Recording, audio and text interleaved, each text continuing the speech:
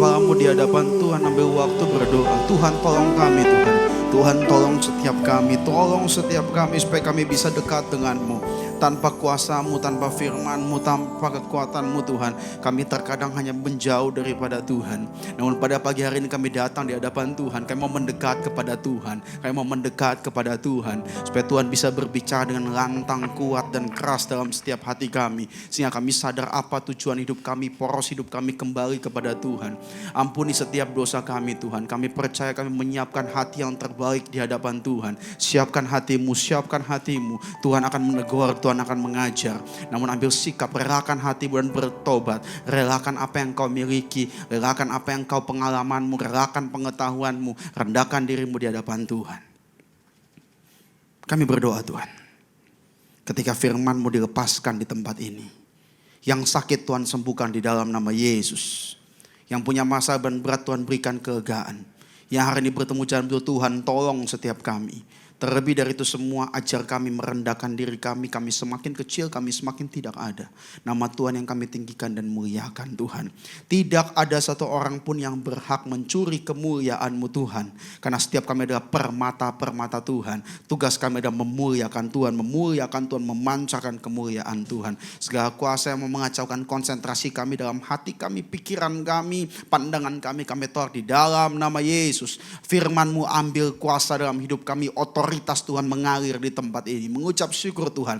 Kami siap mendengarkan firman-Mu. Kami semakin kecil, sembunyikan kami semua di balik salib-Mu.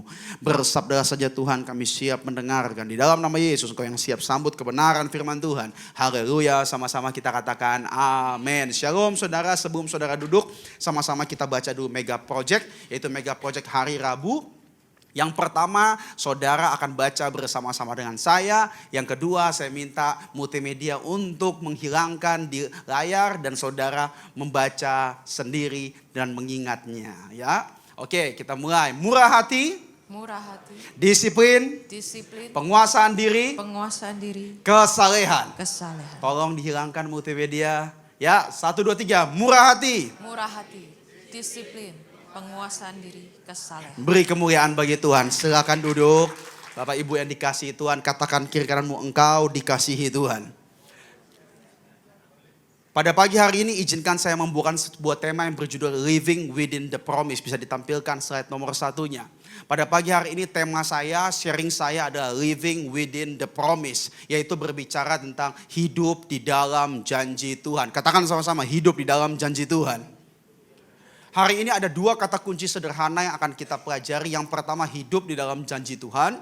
Yang kedua, ada bicara tentang hidup menuju janji Tuhan. Saya berdoa supaya saudara memahami dengan isi hati Tuhan apa yang Tuhan mau sampaikan pada pagi hari ini. Tolong saudara, sama-sama kita belajar fokus, kegelisahan pikiran kita, sama-sama kita pay attention with the word of God. Karena saya percaya apa yang tidak ada bisa menjadi ada. Saudara datang dengan kekhawatiran, ketakutan, dengan firman Tuhan bisa menciptakan kekuatan yang lebih besar daripada sebelumnya. Kita buka sama-sama 2 Petrus 3 ayat 9. 2 Petrus 3 ayat 9, 2 Petrus 3 ayat 9. Kita baca bersama-sama, 1, 2, 3. Tuhan tidak lalai menepati janjinya.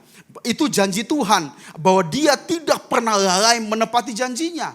Selanjutnya, sekalipun ada orang yang menganggapnya sebagai, berarti pandangan bahwa janji Tuhan lalai adalah pandangan manusia. Pendapat bahwa janji Tuhan itu lalai karena pendapat manusia. Asumsi manusia, kebijakan manusia, pandangan manusia. Terus dikatakan, tetapi Ia sabar terhadap kamu karena Ia mengkehendaki supaya jangan ada yang binasa, melainkan supaya semua orang berbalik dan bertobat. Tuhan tidak pernah lalai menepati janjinya. Namun janji daripada Tuhan adalah bermuara di akhirnya, bertujuan di akhirnya dalam satu kalimat, yaitu supaya tidak binasa. Katakan amin. Berarti pemberian jawaban doa, pemberian berkat adalah atribut berjalan supaya tidak binasa. Namun inti daripada perjalanan dalam janji Tuhan berarti berbicara supaya tidak binasa. Dan waktu kita berjalan, kita buat dosa, kita bisa berbalik dan bertobat. Selama kita hidup pasti penuh dengan godaan. Waktu kita tergoda, di situ kita harus lari kembali kepada Tuhan. Waktu kita hari ini, waktu kita digoda, belum tentu kita berbuat dosa. Namun waktu kita sudah memikirkannya, sudah melakukannya, sudah menyimpan dalam hati kita, itu kita mulai jatuh. Sewaktu kita mulai terjatuh, waktunya kita segera kembali dan meminta kasih karunia Tuhan yang luar biasa untuk menjaga kita, mengampuni kita. Makanya supaya tidak binasa, ada sebuah perjalanan supaya kita berbalik dan bertobat. Kita mulai. Kejadian 12 ayat yang pertama. Mari kita simak baik-baik. Kejadian 12 ayat yang pertama. Kita baca bersama-sama. 1, 2, 3.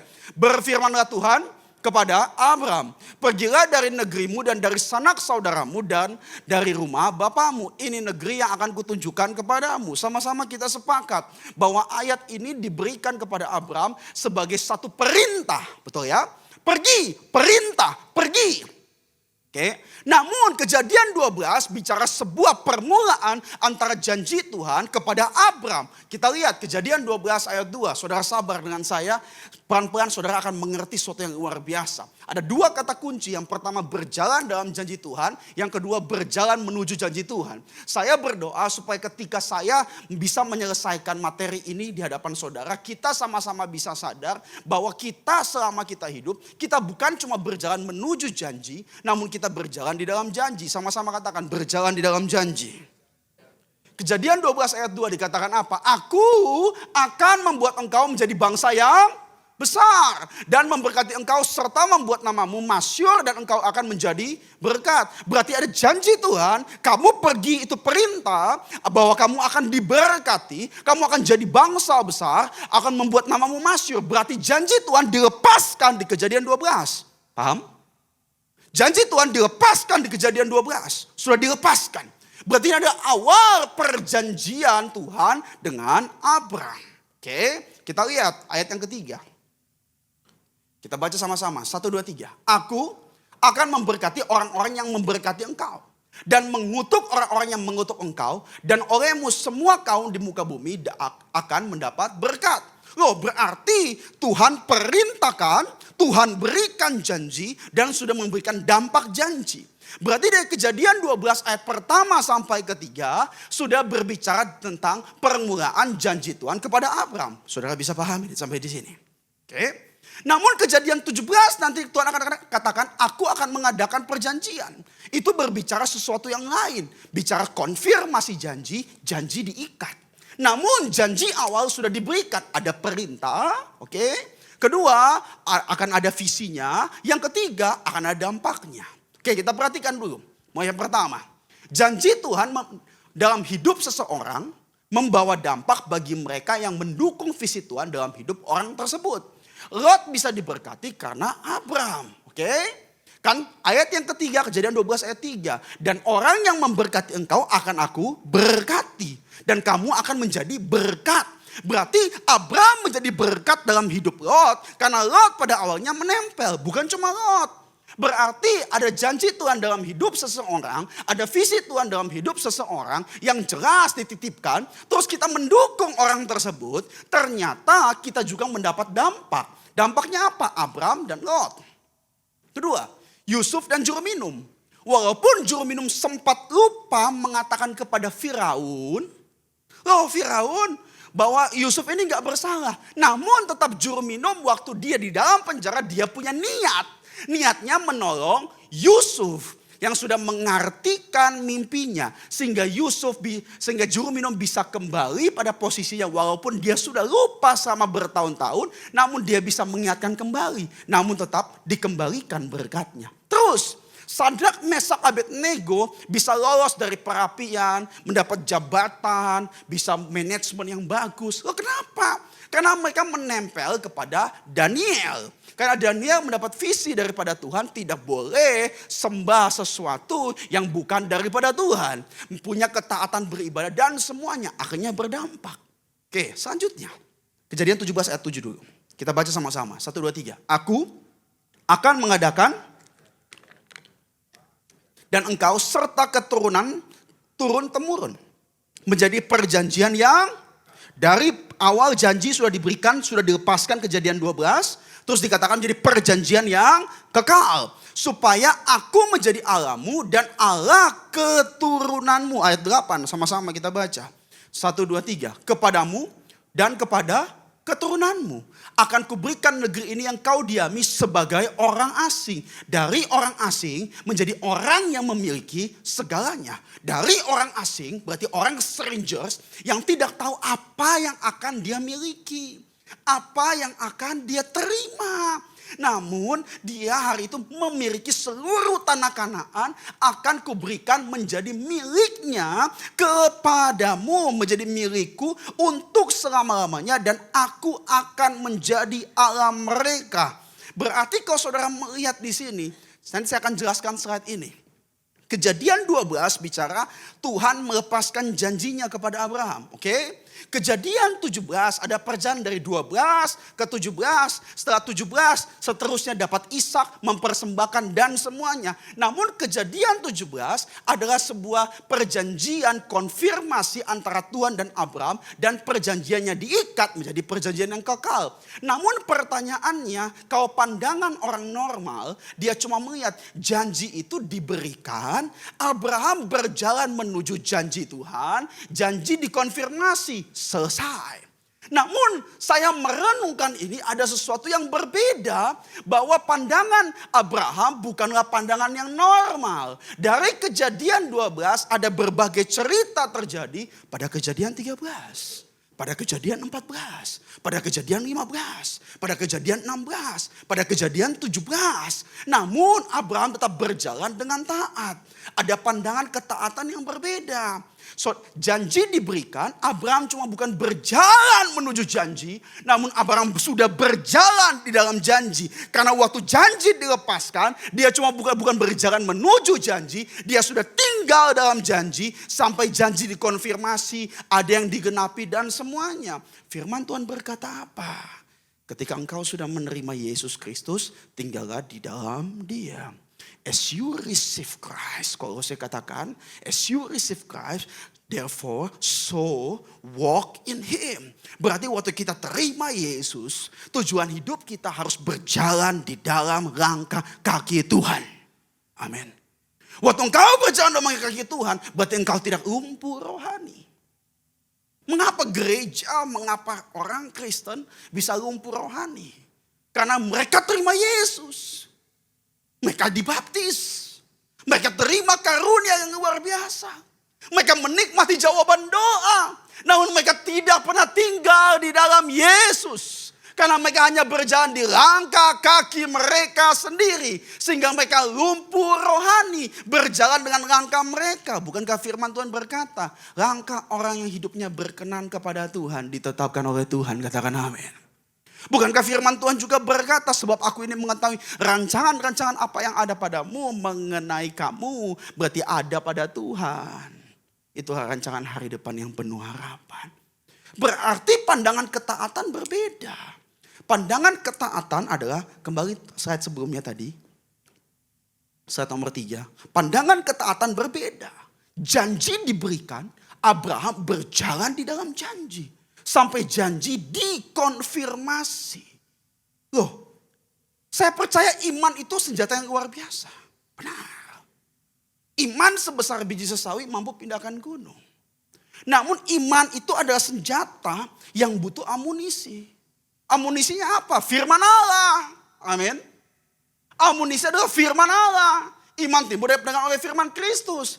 Namun kamu punya iman, Bapak dan Ibu dan saya punya firman. Namun kita nggak tahu cara memakai senjata tersebut. Kita pakai dengan huru hara. Kita pakai dengan sembrono. Mohon maaf. Setan juga tahu firman. Setan coba Yesus dengan firman. Kok bisa terjadi?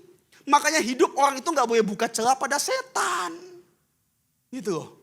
Makanya yang berbeda kita butuh namanya ketaatan. Ketaatan adalah cara memakai senjata tersebut. Sehingga kita bisa pakai tepat sasaran. Setan tidak tahu taat.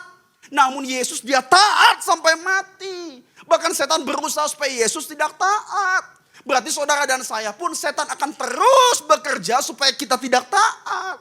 Abraham menjadi bapak orang beriman kenapa? Karena dia taat. Mengapa dia bisa taat? Karena dia punya prinsip. Ketika janji dilepaskan, dia tidak menuju janji, namun dia tinggal di dalam janji.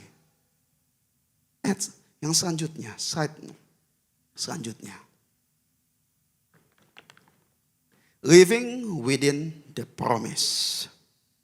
Bukan berjalan menuju janji, namun berjalan di dalam janji Tuhan. Orang yang menuju janji, dia hanya akan sibuk menagih janji dan menanti janji. Namun orang yang berjalan di dalam janji, dia akan fokus menikmati Tuhan. Slide selanjutnya. Saya punya bukti beberapa bahwa Abraham, he's not living to the promise. He's living within the promise. Dia hidup dalam janji Tuhan. Jika Abraham berjalan menuju janji, dia akan berhenti sampai dia dapatkan Ishak. Namun dia tahu bahwa Tuhan akan menggantikan. Amin. Bahkan Tuhan akan stop. Karena dialah Jehovah Jireh. Dialah Allah penyedia. Hari ini kita bisa katakan Jehovah Jireh bagaimana? Kalau saudara berjalan menuju janji, saudara hanya fokus pada janjinya. Abraham berjalan dalam janji, Abraham bisa persembahkan Ishak. Abraham berjalan dalam janji, Abraham bisa membangun iman Ishak. Saudara tahu perjalanan menuju gunung, di mana Abraham harus mempersembahkan Ishak, adalah sebuah perjalanan menurut saya adalah perjalanan paling sulit. Bukan cuma untuk Abraham, namun untuk Ishak. Loh kenapa? Ishak sudah tanya. Mana korbannya Papa? Mana korbannya? Tolong berikan, kasih tahu. Abraham cuma ambil kayu untuk mezbah, dipotong, dikasih pikul ke Ishak. Ishak yang pikul. Waktu naik ke gunung Ishak pikul kayunya, Abraham bawa pisau, bawa api, saudara. Berarti ada sesuatu yang luar biasa. Namun saya percaya kalau orang berjalan di dalam janji Tuhan, dia bukan cuma memanifestasikan berkat Tuhan, namun dia memanifestasikan iman kepada Tuhan. Amin. Makanya Abraham bisa memberikan satu dampak kepada anaknya, kepada Ishak. Karena dia bukan cuma berjalan menuju janji. Kalau dia berjalan menuju janji dapat Ishak, dia pergi tinggalkan Tuhan. Dia kaya, dia tinggalkan Tuhan. Namun dia berjalan di dalam janji. Dia tahu apapun yang terjadi, semua seturut dan seizin Tuhan. Oh berarti iman Ishak itu bangkit, sama-sama naik. Ishak tidak lari, dia sama-sama naik ke gunung. Waktu Ishak naik ke gunung bersama-sama, dia tetap dengan taat. Ini anak kecil loh saudara. Anak kecil, anak saya bawa di tempat vaksin aja sudah teriak. No vaksin, no suntik. Saya sendiri saja mau disuntik, saya juga takut. Bayangkan, papanya bawa pisau, papanya bawa api, disuruh pikul kayu dari kecil. Loh kok bisa? Kalau papanya cuma ajarkan menuju janji dan menanti janji, nggak mungkin. Namun papanya tinggal dalam janji. Sehingga anaknya mengerti janji Tuhan. Amin. Saya mau bagikan beberapa hal kepada saudara yang dikasihi Tuhan. Makanya pada Kejadian 22 ayat 11 dikatakan. Tetapi berserulah malaikat Tuhan dari langit kepadanya. Abraham, Abraham. Sautnya ya Tuhan. Ayat 12. Lalu ia berfirman, jangan bunuh anak itu. Dan jangan kau apa-apakan dia. Sebab setelah ku ketahui sekarang bahwa engkau takut akan Allah. Dan engkau tidak segan-segan untuk menyerahkan anakmu yang tunggal kepadaku. Ayat 13 kita baca bersama-sama. 1, 2, 3. Lalu Abraham menoleh dan melihat seekor domba jantan di belakangnya. Yang tanduknya tersangkut dalam belukar. Abraham mengambil domba itu lalu mengorbankan sebagai korban bakaran pengganti anaknya. Ayat 14. Kita baca bersama-sama. 1, 2, 3. Dan Abraham menamai tempat itu Tuhan menyediakan. Sebab itu sampai sekarang dikatakan orang di atas gunung Tuhan akan disediakan. Saya undang pemain keyboard. Saudara tahu?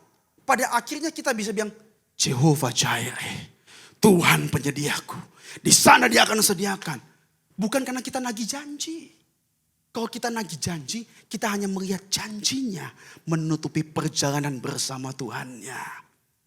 Saya mau bagikan di waktu yang tersisa dengan singkat karakter orang yang hidup di dalam janji itu bagaimana. Kejadian 12 bicara, kita buka dulu ayatnya, Kejadian 13 ayat yang pertama. Kejadian 12 bicara di mana janji itu dilepaskan. Namun Kejadian 17 bicara konfirmasi janji. Antara Kejadian 12 dan Kejadian 17 ada kurang lebih 5 pasal, banyak hal yang terjadi. Namun dalam kisah ini kita bisa melihat karakter Abraham yang bukan menuju janji. He's not living to the promise, namun dia berjalan di dalam janji. Kalau orang berjalan dalam janji, ketika dia berjalan, dia belum menerima berkat, namun dia sudah menikmati Tuhan di dalam janji tersebut. Ada 3 karakter utama yang akan kita belajar Bapak Ibu yang dikasihi Tuhan. Karakter orang yang tinggal di dalam janji Tuhan. Karakter Abraham itu dia bukan hidup di Kanaan, baru dia saudara sudah tinggal di Kanaan. Dia bukan menuju Kanaan, namun dia belum sampai di Kanaan, namun dia sudah tinggal di Kanaan. Kita lihat dulu Kejadian 13. Contoh karakternya Kejadian 13. Ayat yang pertama. Kita baca sama-sama. 1, 2, 3. Maka pergilah Abram dari Mesir ke tanah Negeb dengan istrinya dan Lot pun bersama-sama dengan dia. Lot menempel kepada Abraham, dia dukung Abraham, Lot diberkati. Sama seperti janji Tuhan Kejadian 12 ayat 3. Oke, sudah digenapi. Terus ayat 2. Perhatikan baik-baik. 1, 2, 3. Adapun Abraham sangat kaya. Banyak ternak, perak dan Kejadian 12 dilepaskan janji, Kejadian 13 ayat 2 sudah digenapi.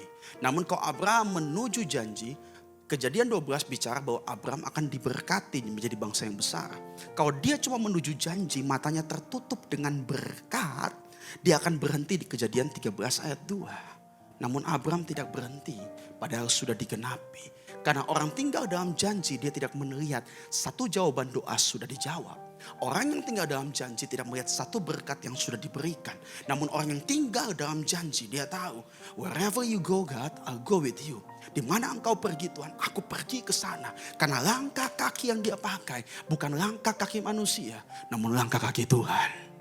Ayat 3. Pelan-pelan kita lihat. Kita baca bersama-sama. 1. Ia berjalan dari tempat persinggahan ke tempat persinggahan. Dari tanah Negeb sampai ke dekat Betel, di mana kemahnya mula-mula berdiri antara Betel dan Ai. Perhatikan. Abraham meninggalkan kemah. Saudara harus perhatikan kata kemah. Oke? Abraham tinggal kemah. Dia persinggahan dari satu tempat ke tempat yang lain. Loh, kalau kita lihat Abraham hidup di dalam janji. Dia rela pindah tempat ke tempat yang lain. Dia rela merelakan kenikmatan di tempat yang lain. Kalau dia singgah berarti dia pergi lebih daripada satu tempat. Banyak hari ini kalau kita cuma hidup menuju janji, kita hanya berkeluh kesah dan membandingkan tempat kita tinggal dengan tempat tinggal orang lain. Di Bali lebih enak Pak, di Manado lebih enak, di Amerika lebih enak, di Korea lebih enak, di China lebih enak. Loh, kalau seperti itu berarti engkau tinggal dalam dunia, engkau tidak tinggal dalam janji Tuhan. Makanya firman Tuhan berkata apa? Dia singgah, dia pergi dari satu tempat ke tempat yang lain. Karena dimanapun dia berada, dia tinggal dalam janji Tuhan. Kondisi rumahmu apapun, ada masalah apapun, kalau engkau tinggal dalam janji Tuhan, engkau tidak pernah akan membandingkan kondisi rumahmu dengan kondisi rumah orang lain. Karena di dalam rumahmu ada janji Tuhan. Engkau tinggal dalam janji Tuhan. Di dalam rumahmu ada damai, di dalam rumahmu ada sukacita, di dalam rumahmu ada kemenangan. Satu orang bertobat, seluruh rumah bertobat. Betul kan? Kok bisa? Karena satu orang tinggal dalam janji Tuhan. Dia tidak bandingkan dengan rumah orang lain. Ayat 4. 1, 2, 3. Ke tempat mesbah yang dibuatnya dahulu di sana. Disitulah Abraham memanggil. Ternyata Abraham, dia berkemah, dia bangun mesbah. Berkemah, bangun mesbah. Dimanapun dia pergi, dia bawa Tuhan. Karena dia tinggal dalam Tuhan. Barang siapa tinggal dalam aku dan aku dalam dia, maka ia berbuah banyak. Jika engkau tinggal dalam firman-Ku dan firman-Ku tinggal dalam engkau, maka minta apa saja maka kamu akan menerimanya. Terus ayat 5. 1, 2, 3. Juga Lot yang ikut bersama-sama dengan Abram mempunyai domba dan lembu dan Lot diberkati. Kejadian 12 ayat 3 digenapi. Namun apa yang terjadi di Lot? Abraham digenapi, Lot digenapi. Terus ayat 6, 1, 2, 3. Tetapi negeri itu tidak cukup luas bagi mereka untuk diam bersama-sama sebab harta milik mereka amat banyak. Sehingga mereka tidak dapat diam bersama-sama. Kejadian 12 ayat 2 ayat 3 digenapi lagi. Ayat 7. 1, 2, 3. Karena itu terjadi perkelahian antara para gembala Abram dan para gembala Lot. Waktu itu orang Kanaan orang Feris diam di negeri itu. Namanya kalau ada berkat pasti ribut kadang-kadang. Betul kan? Kalau susah tuh jarang ribut. Kalau sudah diberkati pasti berantem. Katakan kiri kananmu jangan suka ribut. Haleluya. Kita tuh diuji kerukunan itu bukan ketika tidak ada berkat. Kerukunan diuji ketika ada berkat. Kerukunan terjadi, kerukunan diuji ketika ada promosi. Kerukunan diuji ketika ada sesuatu jabatan yang diberikan. Kerukunan diuji ketika ada tanggung jawab. Terus ayat 8. Maka berkata Abram kepada Lot. Abram inisiatif. Bukan Lot yang inisiatif. Karena Abram tinggal dalam janji. Lot cuma hidup menuju janji. Sudah diberkati, mereka berantem, dia mau pisah. Abram ngomong, janganlah kiranya ada perkelahian antara aku dan engkau. Dan antara para gembalaku dan para gembalamu. Sebab kita ini kerabat. Ayat 9. Bukankah seluruh negeri ini terbuka untuk engkau? Baiklah pisahkan dirimu daripadaku. Jika engkau ke kiri maka aku ke kanan. Jika engkau ke kanan maka aku ke kiri.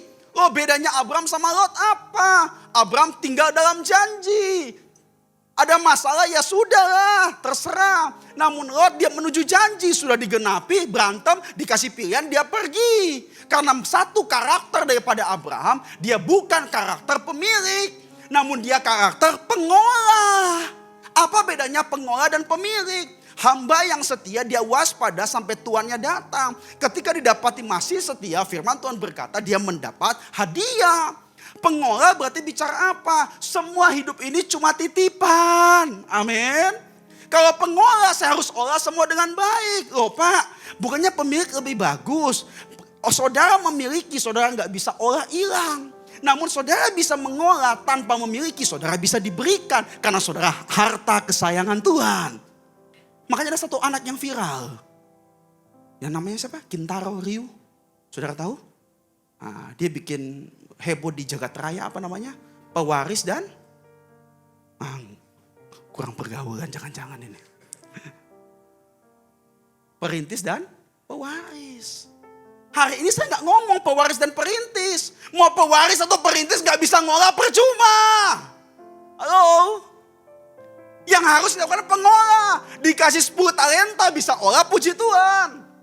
Dikasih 5 talenta bisa olah puji Tuhan. Dikasih 1 gak bisa olah amsyong. Loh artinya apa? Kalau pemilik dia nuntut hak. Mana hak kesulungan? Mana hakku? Papa kasih pada aku. Orang kalau menuntut hak dia akan cenderung memiliki semuanya. Ketika dia menuntut muncul namanya keserakahan. Makanya keserakahan adalah musuh daripada kehancuran iman. Ada power syndrome. Lucifer jatuh. Kenapa? Merasa memiliki sorga. Padahal sorga milik Tuhan. Padahal dia cuma dipercayakan puji-pujian. Loh kenapa terjadi? Karena rasanya karakternya adalah pemilik. Bukan pengolah. Amin. Kalau pengolah besar kecil saya kerjakan dengan baik.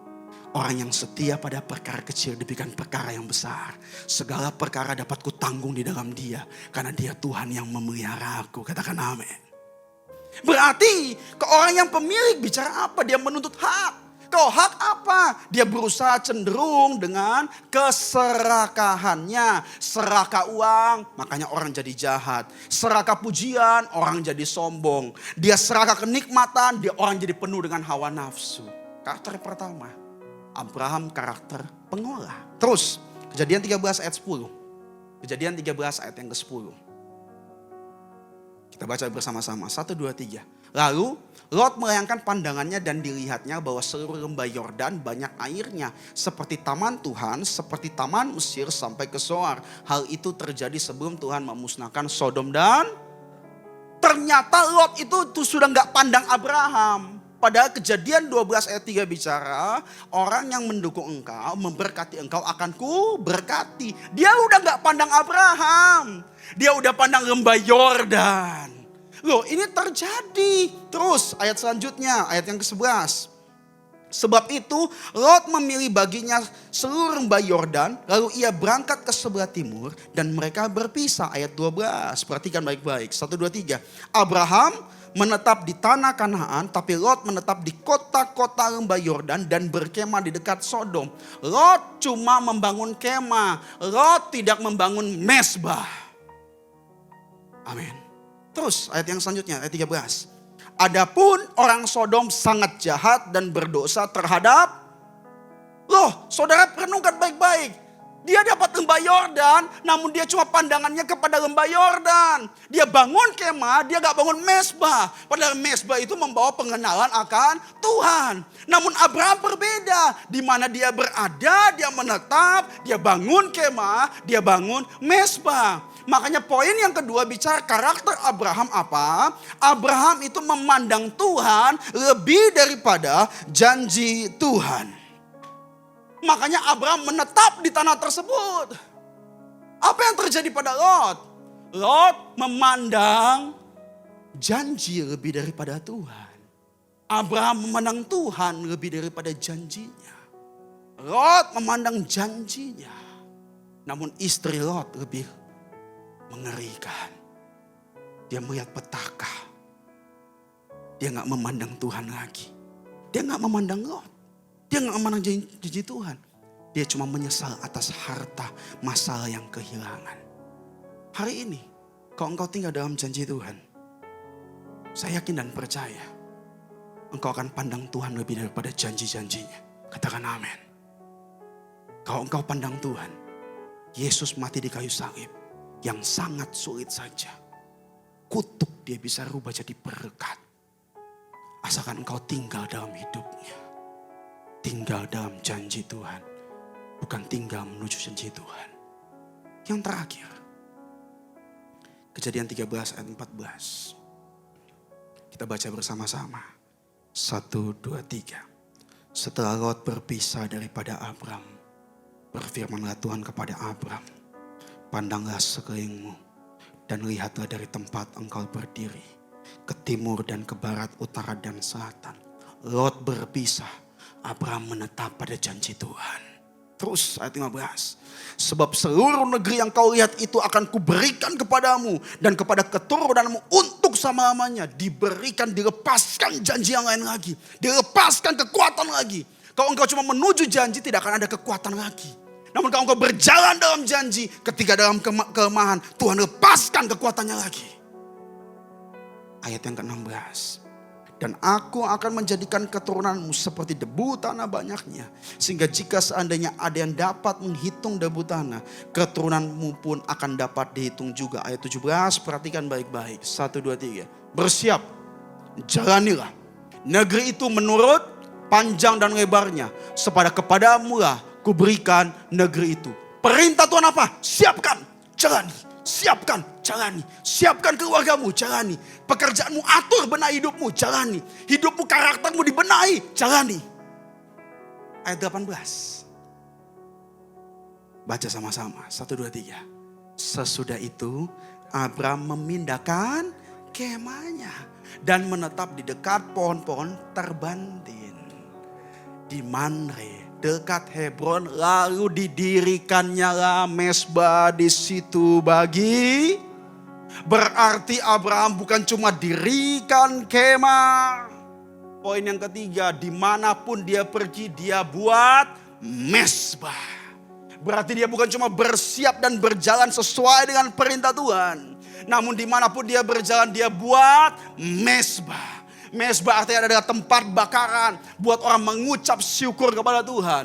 Berarti orang yang tinggal dalam janji Tuhan, dimanapun saudara berjalan, saudara akan membawa pengenalan akan Tuhan. Saudara membawa pengenalan akan takut akan Tuhan. Kalau saudara cuma menuju janji Tuhan, saudara hanya membawa orang pada berkat Tuhan. Namun jika saudara tinggal dalam janji Tuhan, saudara akan membawa orang mengenal Tuhan dan tinggal dalam Tuhan.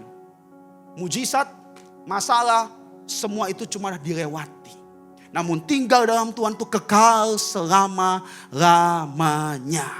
Loh, kok bisa bangsa Israel dipimpin Musa menyeberangi Laut Merah? Laut Merah itu masalah, terbelah itu mujizat, betul?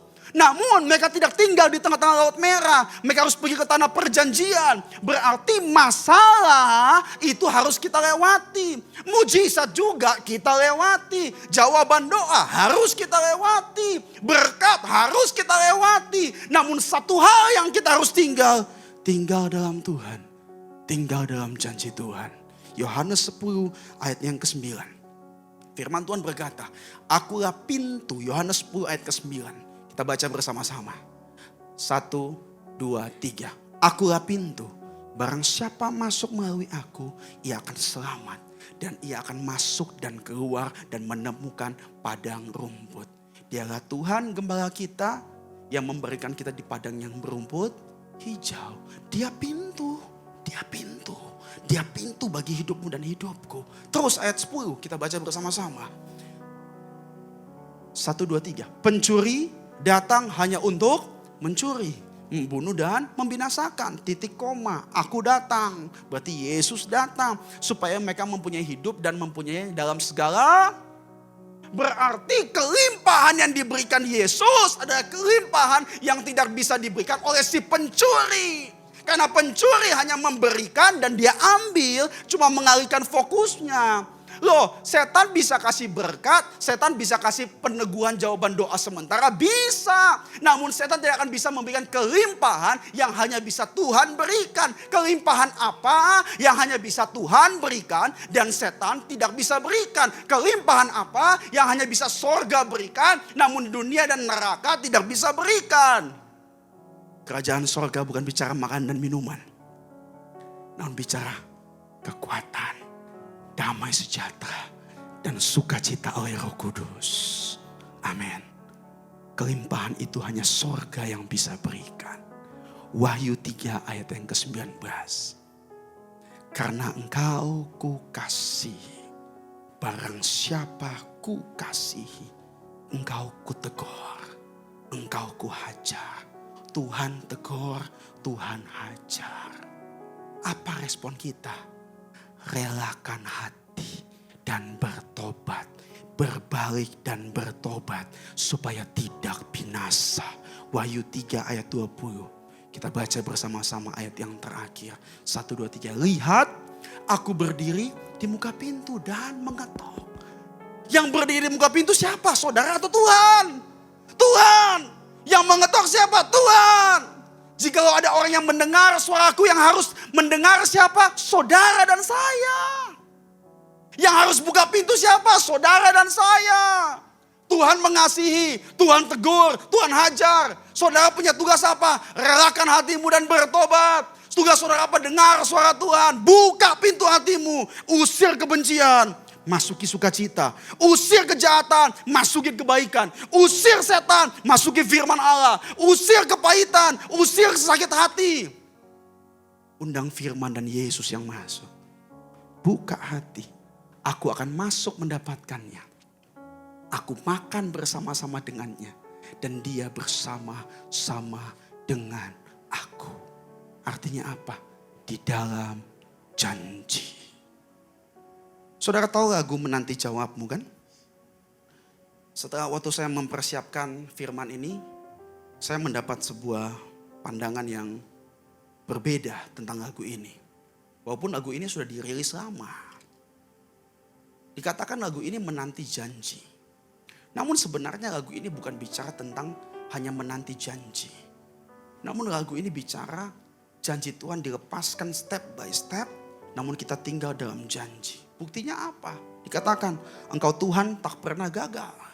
Berarti Tuhan pemegang kuasa. Engkau Tuhan tak pernah lalai. Dia gak pernah lalai menepati janjinya.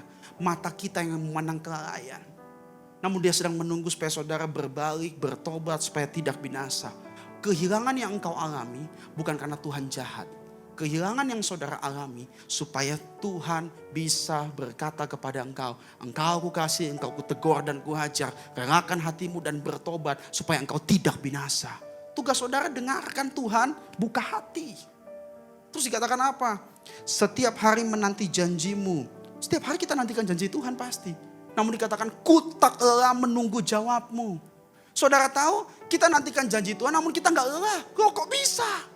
Kalau saudara gak tinggal dalam janji, saudara pasti lelah. Contohnya apa? Yang lelah itu karena menunggu. Betul kan? Lelah itu karena menuju. Contohnya apa? Saudara kalau di rumah 3 jam gak ngapa-ngapain, nonton aja, saudara rasa refresh. Betul kan?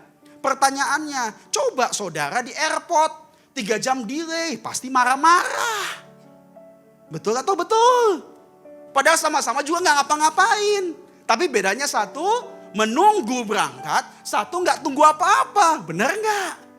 Loh kok bisa seperti itu? Karena yang satu fokusnya menuju dan menunggu dan menagih. Namun fokus satunya di rumah apa? Tinggal dalam rumah. Halo? Makanya chorusnya berkata apa? Dalam kasih-Mu di dalam Kau membawaku naik. Dalam kuasa-Mu aku berlindung. Dalam kekudusan-Mu Kau membawaku menang. Berjalan denganmu, ku lewati semua.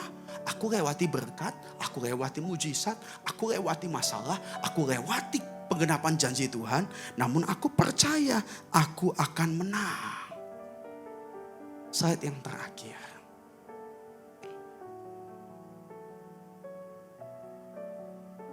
Slide nomor 9. Menanti janji adalah proses perjalanan.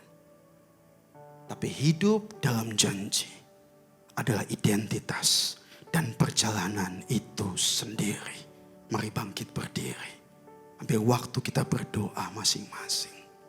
Tenangkan hatimu dan pikiranmu. Katakan sama Tuhan. Tuhan, aku mengasihi Engkau. Engkau mengasihiku. Makanya Engkau menegur dan mengajarku. Izinkan aku mengambil sikap, merelakan hatiku dan bertobat. Engkau sudah berdiri di muka pintu dan mengetok. Kalau kau mendengar suaranya, jangan cuma mendengar. Buka hatimu supaya engkau tinggal dalam Tuhan, tinggal dalam janji Tuhan, bukan tinggal dalam masalah. Engkau bisa tinggal dalam dunia dengan begitu banyak masalah. Sama seperti Daniel tinggal dalam gua singa. Namun singa tidak bisa memakan dia. Karena dia tidak tinggal dalam gua singa. Dia tidak tinggal dalam ketakutan. Dia tidak tinggal dalam kekhawatiran. Namun dia tinggal dalam janji Tuhan. Makanya ketika singa mau memakan dia, singa tidak bisa memakan dia. Karena dia tinggal dalam janji Tuhan. Seberat apapun hidup, engkau tidak akan pernah lelah. Engkau akan terus kuat, terus maju, terus naik. Lebih daripada pemenang. Karena engkau tinggal dalam janji Tuhan. Minta sama Tuhan, Tuhan semuanya cuma titipan. Saya hanya mau mengolah Tuhan. Olah dengan baik, setia dengan baik, setia dengan perkara kecil Tuhan. Tuhan, saya mau memandang Engkau lebih besar daripada semua janji yang sudah Engkau genapi dan berikan. Atau akan yang Engkau berikan. Karena Engkau adalah sang pusat dan sumber janji tersebut. Dan dimanapun saya akan berjalan, saya akan bersiap dan berjalan. Namun saya akan dirikan mezbah. Saya buat orang mengenal Tuhan. Engkau Tuhan, Tak pernah gagal. Engkau Tuhan, tak pernah gagal. Setiap hari menanti janji-Mu. Kami tak lelah Tuhan. ku tak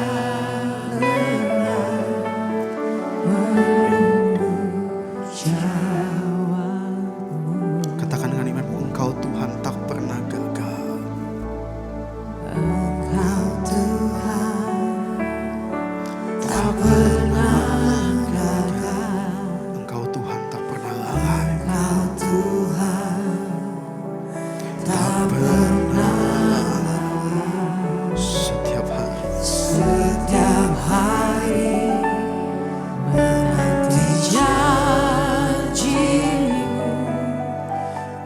tak lelah menunggu jauh. Angkat tanganmu di hadapan Tuhan. Katakan dengan imanmu di dalam janji Tuhan, dalam kasih Tuhan.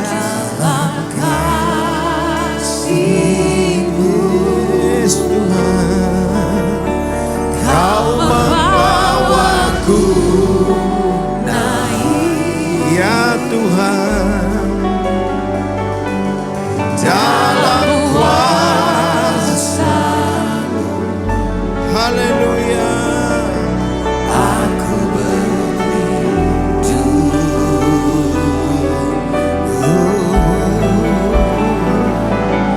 Dalam kekudusan-Mu, Yes Tuhan, Kau membawaku benar, berjalan denganmu, ku lewati semua.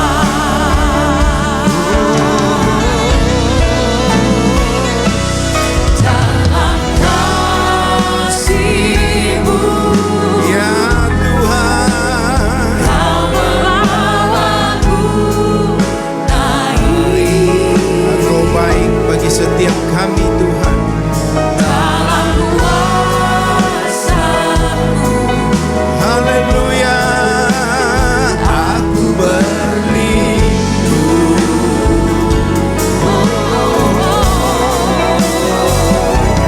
dalam kekudusan-Mu. Kau membawaku benar, Ya Tuhan, berjalan denganku, ku lewati semua. Berjalan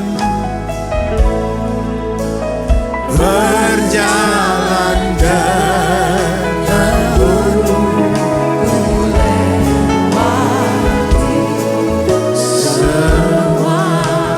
sekali lagi berjalan denganku,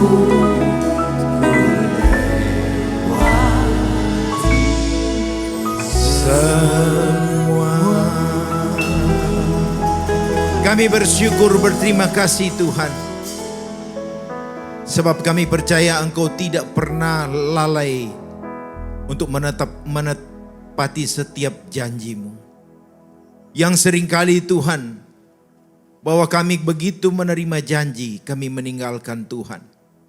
Tapi hari ini Tuhan, kami menerima setiap kebenaran firman-Mu, mengingatkan, menegur setiap kami Tuhan, supaya ketika kami dikritik, dikoreksi, kami tidak lari dari setiap kebenaran. Sebab itu Tuhan mampukan setiap kami, supaya kami ada di dalam janji Tuhan. Terima kasih Bapa. Kami percaya bahwa Engkau memberkati semua jemaat, supaya kami tetap kuat sekalipun yang kami hadapi ada banyak berbagai tantangan dan persoalan. Tapi satu hal kami percaya, Engkau beri jalan keluar bagi setiap kami. Bahkan Engkau memberi kemenangan kepada setiap kami. Terima kasih Bapa. Kami juga berdoa untuk semua gereja-gereja yang ada di seluruh dunia. Bagi para hamba Tuhan sampai kepada semua jemaatnya. Kiranya Tuhan memberkati mereka semua, supaya mereka menjadi berkat dan berdampak. Sehingga gereja di seluruh dunia dipenuhi oleh jemaat yang mencari Tuhan dengan tulus dan takut. Buat semua hamba Tuhan dan gereja bersatu, rukun dan tidak terpecah-pecah. Supaya dunia percaya bahwa Yesus adalah Tuhan bagi kemuliaan Allah Bapa. Demikian juga untuk gereja di mana Engkau percayakan bagi kami untuk mengembalakannya, yaitu gereja Blessing in the Spirit. Bapa, kami berdoa untuk setiap persembahan daripada jemaat dan umat-Mu. Biar persembahan ini berkenan kepada Tuhan, sebagaimana persembahan Habel. Tuhan memberi kemurahan-Mu, balas kebaikan dan kerelaan hati jemaat. Jaga lindungi mereka serta pelihara mereka, serta keluarga dan pekerjaan dan kesehatannya. Mari kita dekapkan tangan di dada. Karena untuk menerima berkat itu pasti Yang sulit adalah menjaga hati ini. Sebab itu firman Tuhan berkata, jagalah hatimu dengan segala kewaspadaan, karena dari sanalah terpancar kehidupan. Jemaat yang dikasihi Tuhan, jadilah berkat dan terimalah berkat rahmat anugerah daripada Allah Bapa di surga, di dalam Putra Tunggalnya Yesus Kristus, yang telah mati bagi dosa kita, dan Dia bangkit pada hari ketiga, sehingga kita menyembah Tuhan Allah yang hidup. Dan iman kita bukan kepada Tuhan yang mati. Dia naik ke surga untuk menyediakan rumah bagi kita, sehingga kita punya pengharapan yang pasti. Dan Dia akan datang untuk kedua kalinya, menjemput gereja dan umat yang berjaga-jaga, kudus, dewasa dan bijaksana, serta menghakimi dunia. Dan di dalam persekutuan dengan Roh-Nya yang kudus, yang membuat hati kita berkobar-kobar, dan roh kita bernyala-nyala dalam kasih semula. Roh Kudus yang menghibur, menguatkan, memelihara, mengisafkan kita dari dosa, menuntun dan memimpin kita kepada kebenaran dan kekudusan, serta menjadi saksi Kristus mulai hari ini sampai selama-lamanya. Kita akhiri dengan doa yang diajarkan Tuhan Yesus. Bapa kami yang ada di surga, dikuduskanlah namamu, datanglah kerajaanmu, jadilah kehendak-Mu di bumi seperti di surga. Berikanlah kami pada hari ini makanan kami yang secukupnya, dan ampunilah kami akan kesalahan kami, seperti kami juga mengampuni orang yang bersalah kepada kami. Dan janganlah membawa kami ke dalam pencobaan, tetapi lepaskanlah kami daripada yang jahat, karena Engkaulah yang mempunyai kerajaan dan kuasa dan kemuliaan sampai selama-lamanya.